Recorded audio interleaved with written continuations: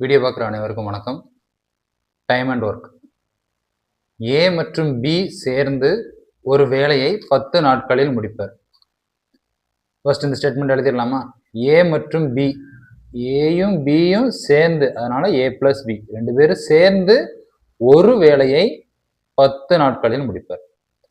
ஏ மட்டும் அந்த வேலையை செய்ய 20 நாட்கள் ஆகும். ஏ மட்டும் அந்த வேலையை, அந்த ஒரு வேலையை செய்ய எத்தனை நாள் ஆகும்? 20 நாட்கள் ஆகும்.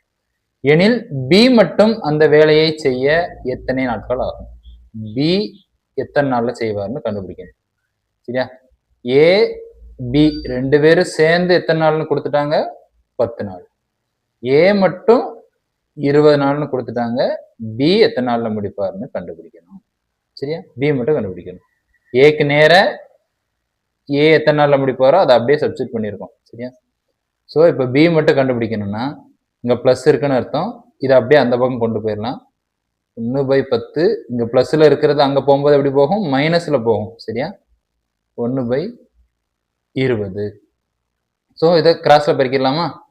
இங்க இருந்து 1 பெருக்குனா 20, 10 பெருக்குனா இங்க மைனஸ் சிம்பிள் இருக்கு, -10.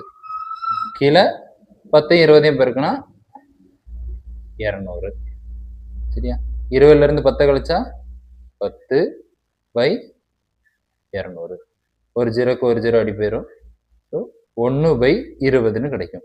அதாவது பி ஒரு வேலையை செய்ய 20 நாட்கள் ஆகும். ஸோ 20. Answer option B.